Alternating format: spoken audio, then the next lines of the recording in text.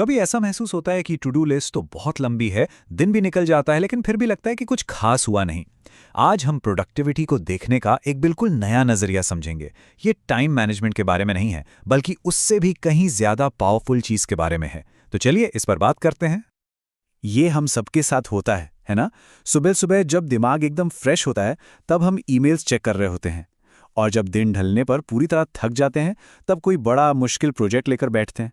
बहुत फ्रस्ट्रेटिंग लगता है ना? पर अच्छी खबर यह है कि इस साइकिल को तोड़ा जा सकता है। और यहीं से चीजें बहुत इंटरेस्टिंग हो जाती हैं। हमें हमेशा से यही सिखाया गया है कि टाइम को मैनेज करो।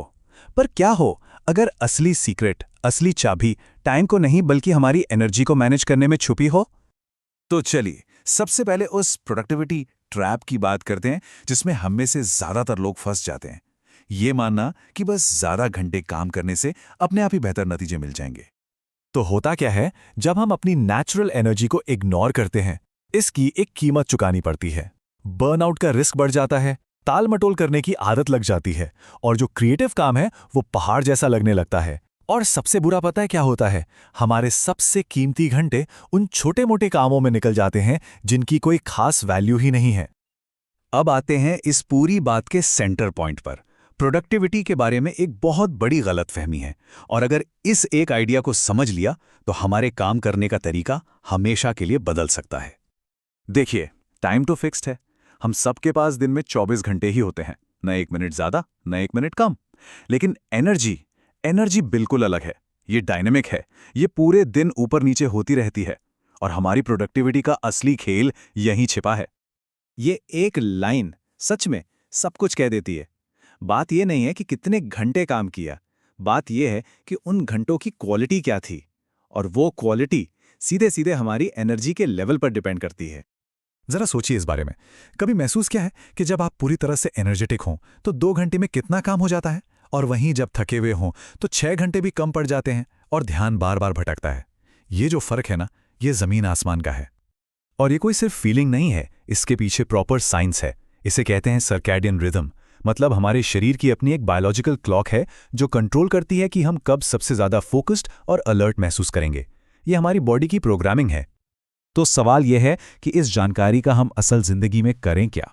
चलिए अब एक बहुत ही सिंपल टेक्निक देखते हैं जिससे कोई भी अपनी यूनिक एनर्जी के पैटर्न को समझ सकता है।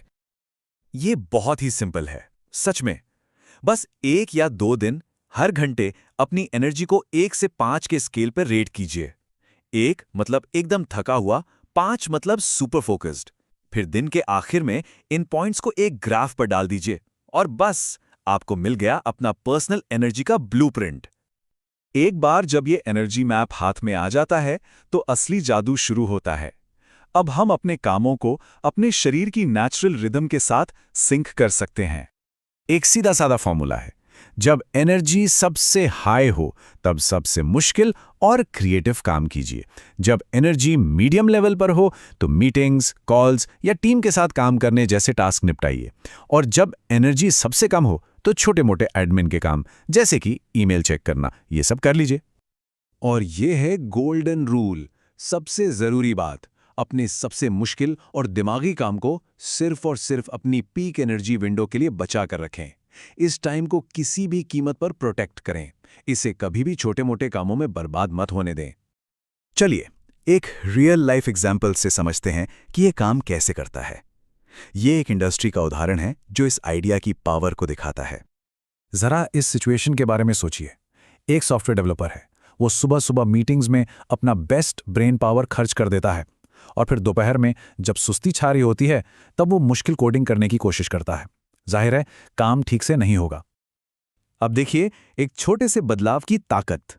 डेवलपर ने अपनी कोडिंग सुबह के पीक टाइम में शिफ्ट कर दी और मीटिंग्स दोपहर में। नतीजा, काम तेजी से हुआ, थकान कम हुई और डेवलपर भी खुश रहा। और ये हमें एक बहुत ही जरूरी बात सिखाता है। जो लोग वाकई में हाई परफॉर्मर होते हैं वो अपनी सहूलियत के हिसाब से काम नहीं करते, वो अपनी एनर्जी के हिसाब से काम शेड्यूल करते हैं। वो अपने शरीर की लय की इज्जत करते हैं और उसे अपने सबसे बड़े हथियार की तरह इस्तेमाल करते हैं। तो सार क्या है, मतलब मेन टेकअवे क्या है? आपकी असली दौलत टाइम नहीं, एनर्जी है। अपने सबसे ज़रूरी काम के लिए अपना सबसे अच्छा वक्त बचा के रखिए। इससे न सिर्फ आप ज़्यादा काम कर पाएंगे, बल्कि आप बेहतर महसूस भी करेंगे। और ये सब शुरू होता है खुद की एनर्जी को समझने से। तो जाते जाते एक सवाल छोड़ जाता हूं, कल अपनी पीक एनर्जी विंडो को बचाने के लिए आप वो एक कौन सा काम करेंगे? ये एक छोटा सा बदलाव हो सकता है, लेकिन यकीन मानिए ये आपकी प्रोडक्टिविटी और वेलबींग में बहुत बड़ा फर्क ला सकता है।